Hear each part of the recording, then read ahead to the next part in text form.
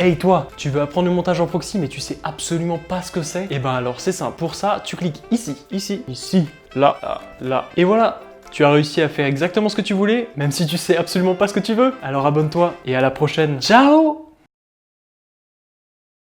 Salut à tous. Alors aujourd'hui on va parler de montage en proxy et de doublure, c'est-à-dire on va essayer de comprendre comment et pourquoi on les utilise, et surtout pourquoi le cinéma met toujours des mots aussi compliqués sur les trucs aussi simples. Donc les proxys et les doublures. Bon ok, c'est deux termes vraiment barbares, mais vous allez voir, c'est hyper simple à comprendre et c'est surtout, ça va révolutionner votre façon de faire du montage. Bon, d'abord commençons par le terme de proxy. Le montage en proxy, ça veut dire monter avec des doublures. On va commencer par doublure. Alors les doublures...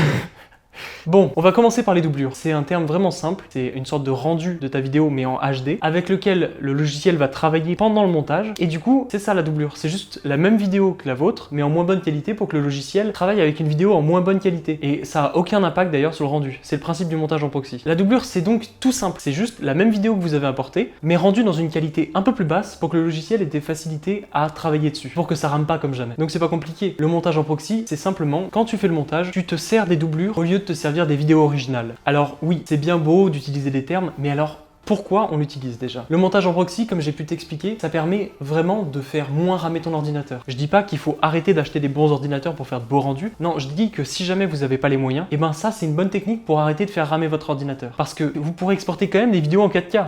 Sans que ça fasse ramer votre ordi. Et ça va être vraiment quelque chose qui va fluidifier votre travail. C'est là tout le secret et l'intérêt du montage en proxy. En gros, c'est quelque chose de vraiment basique, mais qui va vous permettre de faire des vidéos en 8K, 16K, bon peut-être pas 16K, mais arrêtez d'abuser aussi, vous avez des vieux HP et tout pété là, vous allez pouvoir tourner dans n'importe quel format sans vous priver. Vous ne serez pas restreint, l'ordinateur va travailler sur des fichiers en basse qualité. Et ça, c'est vraiment quelque chose d'incroyable. Mais maintenant, comment on l'utilise? Bon, c'est bien beau de savoir pourquoi on l'utilise, vous êtes hypé comme jamais, même si vous avez vu le début, vous n'avez pas tout compris, vous étiez un peu perturbé parce que c'était vraiment trop dynamique et vraiment trop entraînant. Alors c'est vraiment deux étapes.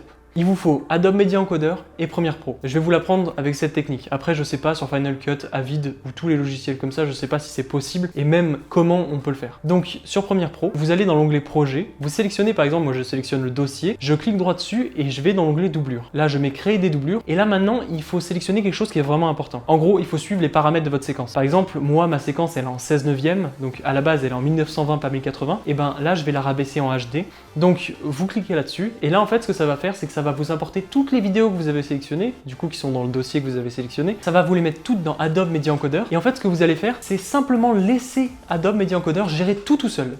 Il va vous les importer, il va vous les rendre dans une qualité un peu plus basse, et il va vous les mettre dans un dossier bien spécifique qu'il va appeler Proxy normalement. Bon, une fois que toutes les vidéos sont faites, attention, ça prend un peu de temps. Je vous conseille de le lancer si vous avez beaucoup de vidéos avant de dormir, ou alors pendant un moment creux de votre journée où vous ne pourrez pas bosser. Voilà, donc une fois que c'est terminé, ça, et ben dans Premiere Pro, vous avez quasiment rien à toucher. Vous n'avez pas les proxys à importer. Non, le logiciel va faire le lien lui-même, et donc vous aurez absolument rien à rajouter à votre projet. En gros, vous allez simplement aller dans le petit plus en dessous de votre onglet de prévisualisation du projet et vous allez ajouter le petit onglet comme ça là, c'est l'onglet doublure en gros. Et quand vous allez l'ajouter à vos paramètres prédéfinis, et je vous promets que vous allez le faire tellement vous allez être convaincu, et ben ça va vous permettre, juste en cliquant, de passer de vos vidéos originales aux doublures. C'est-à-dire, vous voulez travailler sur les originales pour avoir un aperçu de qualité et votre ordinateur est capable de vous le montrer, et ben alors vous le décochez pour qu'il ne soit pas bleu et ainsi vous pourrez bosser sur vos vidéos en bonne qualité. Après, si votre ordi rame comme jamais, comme le mien par exemple, et ben vous cochez l'onglet et donc ça va vous permettre de travailler sur les vidéos en HD. Avec ça, juste ce petit truc coché, et ben vous êtes sur les doublures et donc vous travaillez avec des fichiers moins volumineux et qui sont donc plus pratiques pour votre ordinateur. Et donc vous exportez votre projet et vous avez une vidéo en 4K. Absolument rien de plus. C'est hyper simple, hyper facile à utiliser et vraiment